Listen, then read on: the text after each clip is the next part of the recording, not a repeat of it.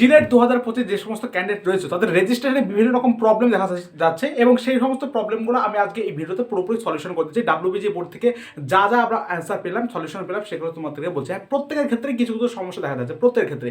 সেই জন্য আজকে আমাদের ভিডিওটা বানাতে হচ্ছে। দেখো, প্রথমত বলি, রেজিস্ট্রেশন আজকে করার কোনো প্রয়োজন নেই। কাল বা পরশুর মধ্যে তোমার বা পরশুদিন করাটাই বেশি বেটার হবে। তার কারণ রেজিস্ট্রেশনের প্রথম দিকে অনেকের কিন্তু বিভিন্ন ওয়েবসাইটে গ্লিচ থাকার জন্য অনেকের অনেক রকম কিন্তু প্রবলেম দেখা যাচ্ছে, ঠিক আছে? সেটা ডাব্লিউবিজি বোর্ড থেকে আমরা জানলাম যে ওয়েবসাইটে একটা গ্লিচ দেখা যাচ্ছিল, যার কারণে বিভিন্ন প্রবলেমগুলো হচ্ছিল এবং সেগুলো কিন্তু সলিউশন আস্তে আস্তে ধীরে ধীরে হয়ে যাবে। তার মধ্যে তোমাদের যে সমস্ত প্রবলেমগুলো মূলত হচ্ছে, প্রথমত বলি, দেখো, বেশি তাড়াহুড়ো করার কোনো প্রয়োজন নেই। তুমি আগে রেজিস্ট্রেশন করবা, আগে চয়েস ফিলিং করবা, মানে তোমার একটা কলেজে সিট পাবা, এর তো কোনো মানে নেই। সেই জন্য ধীরে সুস্থে ভালো করে তোমার র্যাঙ্ক অনুযায়ী ভালো করে কলেজগুলোকে সাজিয়ে তার একটা চয়েস ফিলিংয়ের লিস্ট ঠিকঠাকভাবে প্রপারভাবে বানিয়ে তারপরে তুমি রেজিস্ট্রেশনের জন্য যেও, সেখানে রেজিস্ট্রেশন আর চয়েস ফিলিং একসাথে করে নেবে, ঠিক আছে? এবার অনেকে চয়েস লকে প্রবলেম হচ্ছে, আমি বলছি। দেখো, তার আগে বন্ধুরা তোমাদের প্রত্যেককেই বলি যে চয়েস ফিলিং করার আগে আমি একটা তোমাদের ভিডিও প্রোভাইড করবো কালকের মধ্যে। সেখানে আমি তোমাদের ইন ডিটেলস বলে দেবো যে তোমার র্যাঙ্কে একদম প্রপারলি চয়েস ফিলিং লিস্ট তোমরা কী কীভাবে বানাবা সে সম্পর্কে আমরা তোমাদের বলে দেবো। দেখো, আমরা জেন পাস ইউটি, এনএমজিএম ও ডাব্লিউবিজির প্রত্যেকটা পরীক্ষার ক্ষেত্রে এরকম চয়েস ফিলিং লিস্ট বানিয়ে আসি এবং আমরা যতগুলো আজ পর্যন্ত চয়েস ফিলিং লিস্ট বানিয়েছো সেখান থেকে কিন্তু প্রত্যেকটা ক্যান্ডিডেট একটা মানে একটা কলেজ, যেটা সে কলেজ কিন্তু পেয়েছে, ঠিক আছে? সেজন্য আমাদের উপর এবং আমার উপর তোমরা একটু ভরসা রাখতে পারো। কালকে একটা তোমাদের বুঝতে পেরে যাবা যে আমার এই র্যাঙ্কে এই কলেজগুলো থাকবো, তোমার র্যাঙ্কে যে টপ কলেজ হবে সে সম্পর্কে বুঝতে পারবা। সেজন্য অবশ্যই সাবস্ক্রাইব করে চ্যানেলের পাশে যুক্ত থাকো। যখন আমি আপডেট দেবো তখন জিনিসটাকে ভালো করে দেখে তুমি চয়েস ফিলিং লিস্টটা বানিয়ে নেবা এবং তারপরে তোমরা চয়েস রেজিস্ট্রেশন করতে যাবে, ঠিক আছে? এবার কি কি প্রবলেম দেখা যাচ্ছে আমি তোমাদের ভালো করে বলি। প্রথমত হচ্ছে কোয়ালিফিকেশন পেজে আমাদের প্রবলেম ঘটছে। কি পেজে প্রবলেম ঘটছে? দেখা যায় কেউ ডিপ্লোমা দিয়ে ভর্তি হয়েছে বা ডিপ্লোমার করেছে, পলিটেকনিক দিয়েছে বা ভকলেট দিয়েছে, ঠিক আছে? তো তাদের ক্ষেত্রে কি হচ্ছে, যখন যাচ্ছে তখন ডিপ্লোমার সমস্ত একাডেমিক ডিটেলস পূরণ করার পরে তাদেরকে আবার নতুনভাবে ওই বিএসসি ভক, তারপর অন্যান্য যে সমস্ত পরীক্ষার ক্ষেত্রে তাদের ক্ষেত্রেও যে একাডেমিক ডিটেলস সেগুলো পূরণ করতে বলছে, রিকোয়ার্ড তাই বলছে।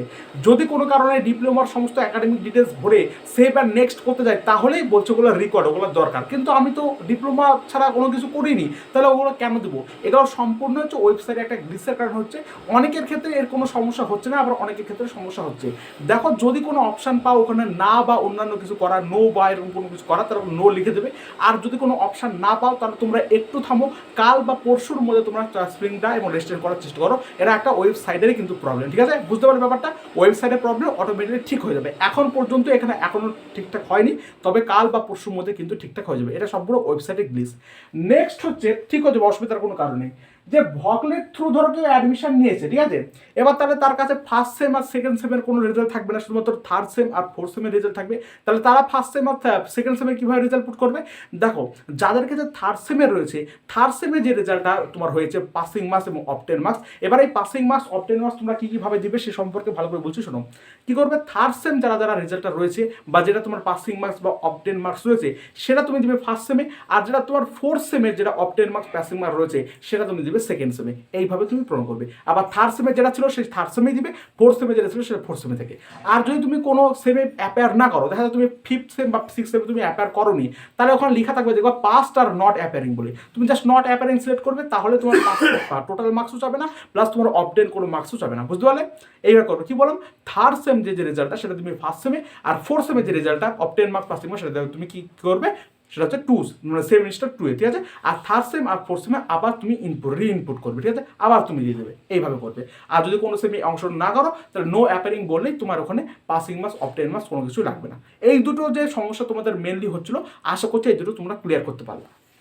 এবার যে প্রশ্ন হচ্ছে পাসিং মার্কস এবং অবটেন মার্কস কিভাবে তোমরা বের করবা। দেখো বন্ধুরা, তোমাদের ফার্স্ট সেমের ধরো টোটাল মার্কস যত হয়েছে তুমি নিশ্চয়ই জানো যে আমার টোটাল মার্কস এত ছিল, ঠিক আছে?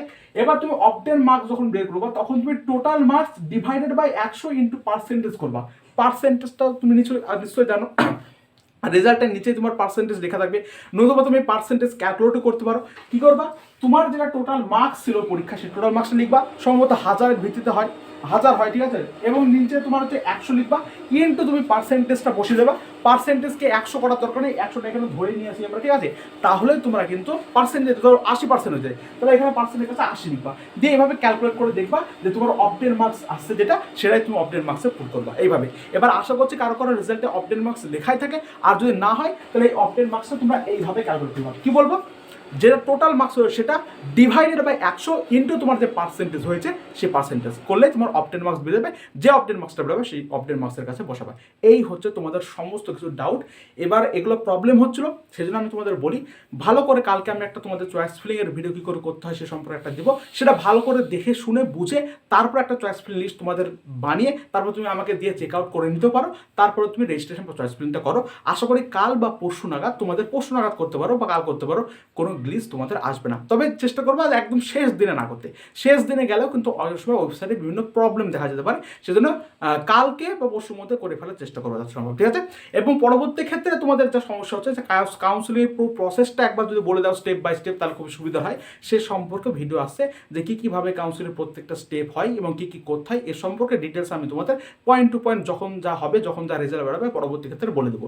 সেজন্য অবশ্যই এই চ্যানেলের পাশে থাকো। জিলেট 2025 যে কোনো প্রশ্ন বা সলিউশন বা যে কোনো তোমার ডাউট হলে কিন্তু এই চ্যানেল তোমাদের সলিউশন করে দেবে, অসুবিধার কোনো কারণে। আর যা যা ডাউট আসছে এখনও তোমরা কিন্তু অবশ্যই কমেন্ট করবা। এবার অনেকের সমস্যা আবার আসছে ওটিপি আসছে না, সব কিছু হচ্ছে ওয়েবসাইটে একটু গ্লিচের জন্য কিন্তু এমনটা হচ্ছে। ওটিপি তোমার দেখবা কাল বা পরশুর মধ্যে বা আজকে থেকে করতে পারো, চলে আসবে অটোমেটিক, ঠিক আছে। আর যদি তোমার মেল ভেরিফাইড হয় বা ফোন ভেরিফাইড না হয় তাও অসুবিধা নাই, যে কোনো একটা ভেরিফাইড হলে আসে না, মানে কোনো একটা অসুবিধা হবে না তোমার। পরবর্তী ক্ষেত্রে তুমি কাউন্সিলিংয়ের সময় মানে তুমি যখন ফিজিক্যাল ভেরিফিকেশনের সময় যাবে সেখানে গিয়ে তোমরা ঠিকঠাক করে নিতে পারো, ঠিক আছে। যে কোনো একটা ভেরিফাই হলেই কিন্তু গ্রাহ্য হয়। এই হচ্ছে বিষয়বস্তু। আশা করছি তোমাদের সমস্ত ডাউট আমরা ক্লিয়ার করতে পারলাম। দেখা হচ্ছে পরবর্তী আবার সুন্দর একটা ভিডিও কীভাবে তোমরা চয়েস ফিলিং করবে এবং পরবর্তী ক্ষেত্রে কাউন্সিলের প্রত্যেকটা স্টেপ কেমনভাবে হবে সে সম্পর্কে আমি তোমাদের জানিয়ে দেবো। ধন্যবাদ বন্ধুরা, দেখা হচ্ছে পরবর্তী সুন্দর ভিডিওতে। Thank you.